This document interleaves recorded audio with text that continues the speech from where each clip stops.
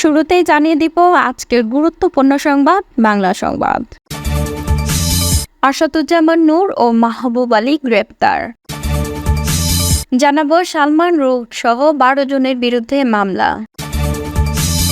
এবং সর্বশেষ জানাবো সীমান্তে বিএসএফের হত্যা বন্ধে 3 বিশ্ব নেতার কাছে 201 বিশিষ্ট জনের খোলা চিঠি। এতক্ষণ শুনছিলেন সংবাদ শিরোনাম, এখন থাকছে বিস্তারিত। প্রিয় দর্শক, নিউজটি ভালো লাগলে চ্যানেলটি অবশ্যই সাবস্ক্রাইব করে সঙ্গে থাকুন এবং এই ভিডিও সম্পর্কে আপনার মূল্যবান মতামতটি কমেন্ট বক্সে জানিয়ে দিন। ধন্যবাদ। সাবেক সংস্কৃতিমন্ত্রী আসাদুজ্জামান নূর এবং সাবেক বেসামরিক বিমান পরিবহন ও পর্যটন প্রতিমন্ত্রী মোহাম্মদ মাহবুব আলীকে গ্রেপ্তার করেছে পুলিশ। রোববার রাতে রাজধানী বেইলি রোড থেকে আসাদুজ্জামান নূরকে এবং সেগুনবাগিচা এলাকা থেকে মাহবুব আলীকে গ্রেপ্তার করা হয়। ঢাকা মহানগর পুলিশের অতিরিক্ত কমিশনার রেজাউল করিম মল্লিক প্রথম আলোকে বলেন, রাজধানীর মিরপুর থানায় দায়ের করা একটি হত্যা মামলায় রাত 11টার দিকে আসাদুজ্জামান নূরকে গ্রেপ্তার করা হয়েছে। আগামীকাল তাকে আদালতে তোলা হবে। মুক্তিযোদ্ধা আসাদুজ্জামান নূর বাংলাদেশের সংস্কৃতি অঙ্গনের জনপ্রিয় মুখ।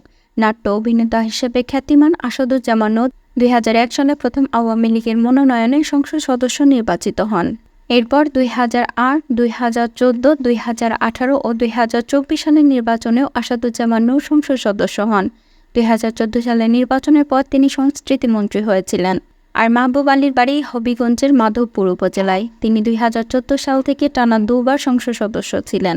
2018 সালে তিনি বিমান প্রতিমন্ত্রী হন। গত জানুয়ারিতে অনুষ্ঠিত দ্বাদশ জাতীয় সংসদ নির্বাচনেও আওয়ামী লীগ তাকে মনোনয়ন দেয়। তবে নির্বাচনে বিপুল ভোটে পরাজিত করেন যুবলীগের সাবেক কেন্দ্রীয় নেতা সৈয়দ সায়েদুল হক, যিনি ব্যারিস্টার সুমন নামে পরিচিত। রাজধানীর যাত্রাবাড়ী থানায় একটি হত্যা মামলায় মাহবুব আলীকে গ্রেপ্তার করা হয়েছে বলে ডিএমপির গণমাধ্যম ও জনসংযোগ বিভাগের উপকমিশনার মোহাম্মদ তালেবুর রহমান জানিয়েছেন। ছাত্র জনতার অভ্যুত্থানের মুখে 5 আগস্ট প্রধানমন্ত্রীর পদ থেকে ইস্তফা দিয়ে দেশ ছাড়েন শেখ হাসিনা।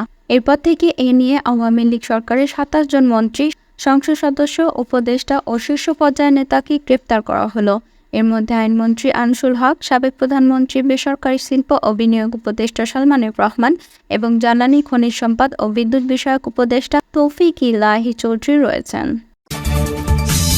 বল প্রয়োগ করে চাকরি থেকে পদত্যাগ করানো, প্রতারণা ও মানহানির অভিযোগে সাবেক প্রধানমন্ত্রী, বিনিয়োগ উপদেষ্টা সালমান রহমান, বাংলাদেশ ব্যাংকের সাবেক governor Abdur Rauf Talukdar, Bangladesh infrastructure finance and লিমিটেডের সাবেক ও বর্তমান 10 কর্মকর্তা সহ 12 জনের বিরুদ্ধে মামলা করা হয়েছে। রোববার ঢাকা মেট্রোপলিটন ম্যাজিস্ট্রেট সাইফুল ইসলামের আদালতে বাংলাদেশ ইনফ্রাস্ট্রাকচার ফাইন্যান্স ফান্ড লিমিটেডের সাবেক প্রধান নির্বাহী কর্মকর্তা এস.এম. ফরমানুল ইসলাম বাদী হয়ে মামলাটি করেন। আদালত বাদীর জবানবন্দি রেকর্ড করে অভিযোগের বিষয়টি তদন্ত করে তদন্ত সংস্থা পুলিশ ব্যুরো অব ইনভেস্টিগেশনকে প্রতিবেদন দাখিলের নির্দেশ দেন। মামলার বাদী ফরমানুল ইসলাম বিষয়টি নিশ্চিত করেছেন। মামলার অভিযোগে বলা হয়েছে, আসামিরা পরস্পর যোগসাযোগে 2019 সালের জুলাই মাসে বাদীকে বল প্রয়োগ করে সালমান রহমানের তিস্তা সোলার প্রকল্পে 1400 কোটি টাকা সমপরিমাণের ঋণ প্রস্তাব দিতে বলেন। কোম্পানির পলিসি অনুযায়ী তা দেওয়া সম্ভব নয় বলে জানালে সাবেক গভর্নর রউফ বাদীর উপর ক্ষেপে যান।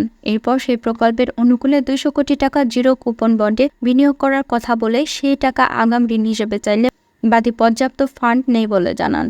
এতে আবারও বাদীর উপর ক্ষিপ্ত হন সাবেক গভর্নর। বাদী পর্যায়ক্রমে অবৈধ সুবিধা চাইতে থাকলে তাতে রাজি না হওয়ায় আসামিরা বাদীকে জোরপূর্বক চাকরি থেকে পদত্যাগ করতে বাধ্য করেন। এতে বাদীর অপূরণীয় আর্থিক ক্ষতি, সামাজিকভাবে হেয় প্রতিপন্ন ও মানহানি হয়েছে বলে অভিযোগ করা হয়। ভারতীয় সীমান্তরক্ষী বাহিনীর হাতে পরিকল্পিতভাবে বাংলাদেশি নাগরিকদের হত্যা বন্ধে 3 বিশ্ব নেতার কাছে খোলা চিঠি দিয়েছেন প্রবাসী সহ 201 বাংলাদেশি বিশিষ্টজন।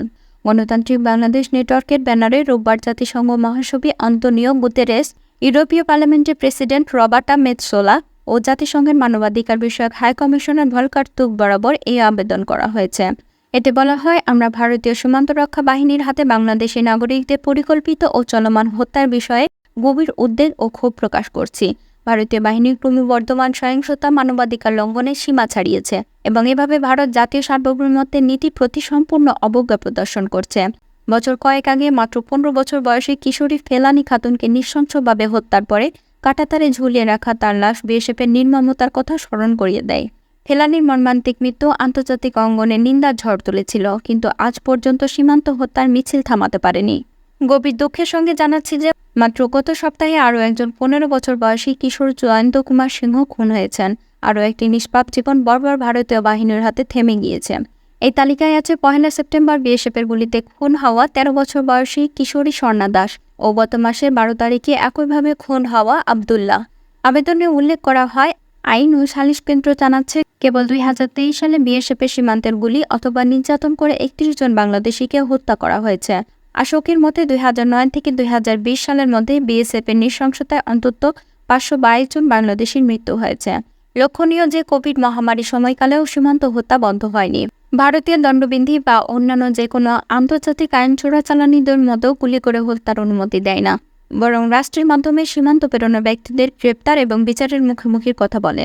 ভারত আন্তর্জাতিকভাবে স্বীকৃত সীমান্ত নিয়ন্ত্রণ আইন ও দ্বিপাক্ষিক চুক্তিগুলো নিয়মিতভাবে উপেক্ষা করছে। যেমন 1975 সালে গৃহীত ভারত বাংলাদেশ যৌথ সীমান্ত কর্তৃপক্ষ নির্দেশনা এবং 2011 সালে ভারত বাংলাদেশ সমন্বিত সীমান্ত ব্যবস্থাপনা পরিকল্পনা।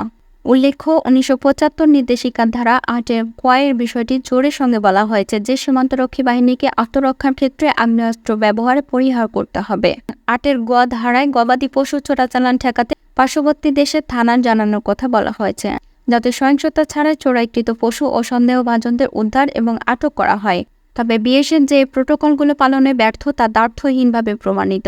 হিউম্যান রাইটস ওয়াচের ট্রিগার হ্যাপি বাংলাদেশ সীমান্তে ভারতীয় সেনাবাহিনীর অতিরিক্ত শক্তি প্রয়োগ শীর্ষক প্রতিবেদনে উঠে এসেছে যে বিএসএফের হত্যার শিকার ব্যক্তিরা অধিকাংশ নিরস্ত্র বা সামান্য অস্ত্রধারী ছিলেন। অনেকে পালিয়ে যাওয়ার সময় পেছনে গুলি খেয়েছিলেন বা তাদের সামান্য দূরত্ব থেকে আঘাত করে হত্যা করা হয়। কোনো তদন্তে এমনও প্রাণঘাতী অস্ত্র উদ্ধারের তথ্য পাওয়া যায়নি যাতে মনে হয় আত্মরক্ষার জন্য এই অতিরিক্ত শক্তি ব্যবহার সমর্থনযোগ্য।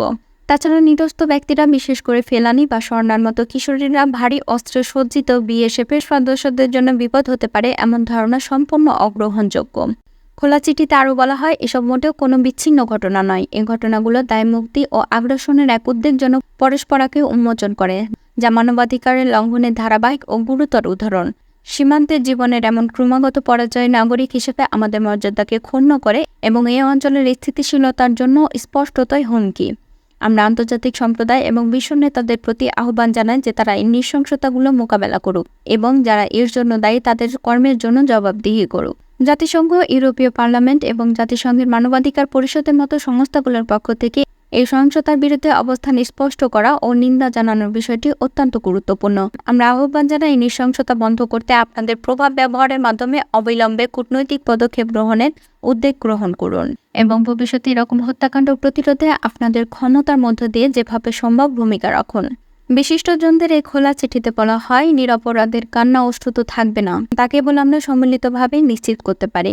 এই হত্যাকাণ্ডগুলোর বিষয়ে নীরবতা ভাঙা দরকার। বাংলাদেশের সীমান্তে রক্তপাত বিশ্ব উপেক্ষা করতে পারে না। এই সমস্যাটিকে আন্তর্জাতিক সংলাপ ও পদক্ষেপের সামনে আনার সময় এসেছে।